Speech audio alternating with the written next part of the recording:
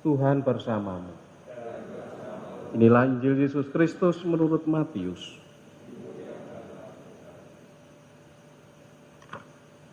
Pada suatu hari, Yesus masuk ke bait Allah. Ketika ia sedang mengajar, datanglah imam-imam kepala dan pemuka-pemuka bangsa Yahudi kepadanya. Mereka bertanya, dengan kuasa manakah engkau melakukan hal-hal itu? Dan siapakah yang memberikan kuasa itu kepadamu?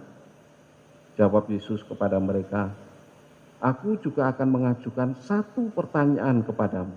Dan jika kalian memberi jawabannya, aku pun mengatakan kepada kalian dengan kuasa manakah aku melakukan hal-hal itu.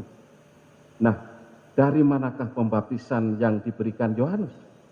Dari sorga atau dari manusia? Mereka lalu berunding satu sama lain.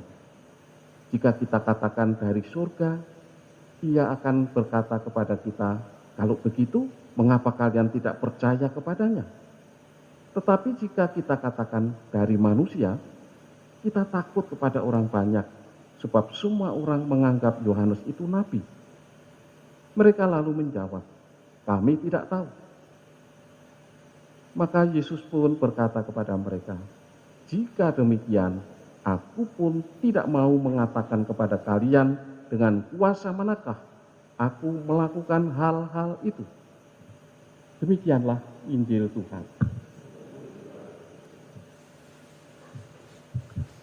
Saudara-saudari yang terkasih, bagaimana tadi saya sampaikan, bacaan pertama maupun Injil ini memberi inspirasi, juga bisa meneguhkan renungan minggu ketiga masa Advent maupun tahun 2021 kita masuk pada gereja berdialog. Bagaimana gereja berdialog? Bacaan pertama, Bileam itu orang kafir, bukan bagian dari orang Israel atau umat Israel, tetapi dia menubuatkan mengenai raja yang akan datang bagi umat Israel, menubuatkan Yesus Kristus, dan bahkan bintangnya pun yang mengatakan itu Bileam, yang nanti dicari-cari 3 raja dan menuntun 3 raja sampai pada Yesus itu. Jadi orang kafir pun, orang yang menyembah berhala, itu bisa berbuat baik, berbicara baik, menyatakan yang baik.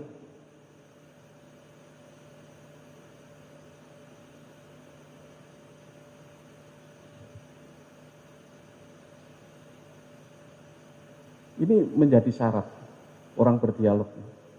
Punya niat baik, yang penting punya niat baik. Apa yang kita perbincangkan, apa yang kita dialogkan, sesuatu yang baik. Tidak ada agenda-agenda atau permufakatan yang jahat tentang orang lain. Agenda-agenda tersembunyi atau ada udang di balik batu. Harus terbuka, jujur, transparan. Semuanya mengarah untuk kebaikan. Karena sumber kebaikan itu adalah Allah. Allah itu maha baik.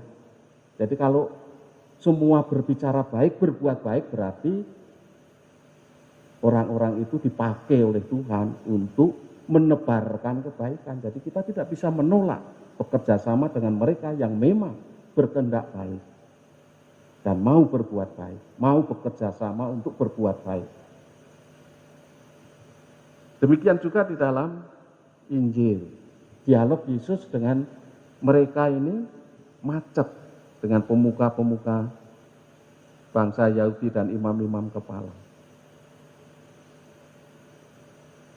Tidak terjadi dialog. Kenapa? Karena dialognya diawali dengan sesuatu yang tidak jujur. Jadi kejujuran penting dalam membangun suasana dialogis.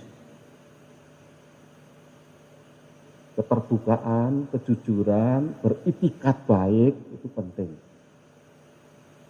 Karena apa? Imam-imam kepala dan pemuka bangsa Yahudi ini kan tidak jujur. Sudah tahu kalau Yohanes itu memang melakukan yang baik. Melakukan yang datang dari Allah, bukan dari manusia. Tapi dia bisa mengatakan, kami tidak tahu. Karena dia Sudah ada agenda. Ada benih yang tertanam di dalam hatinya yang tidak bisa disingkirkan. Lebih-lebih tertuju kepada Yesus. Sudah antipati ya, ini tidak bisa, orang antipati satu sama lain nggak bisa dialog. Bermusuhan tidak bisa.